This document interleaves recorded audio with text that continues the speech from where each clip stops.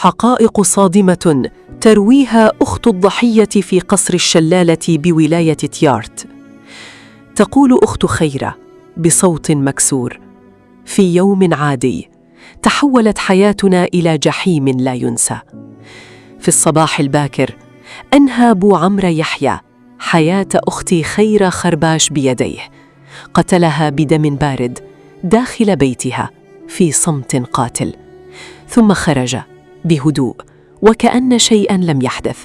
توجه إلى منزل صديقه المقرب، جلس معه، أكل، تحدث وضحك، ثم فجأة أنهى حياته أيضا أمام عيني والدته المفجوعة.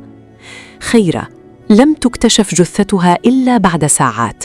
تم إخفاء حقيقة والتستر على الجريمة حتى وقعت الفاجعة الثانية.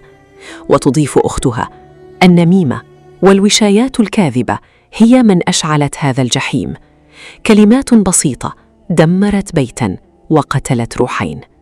خيرة خرباش امرأة بريئة وصديق مخلص، رحل في يوم واحد ضحية غدر وخيانة وكذب.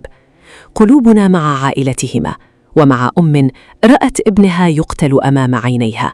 رحم الله الضحيتين وألهم أهلهما الصبر والسلوان.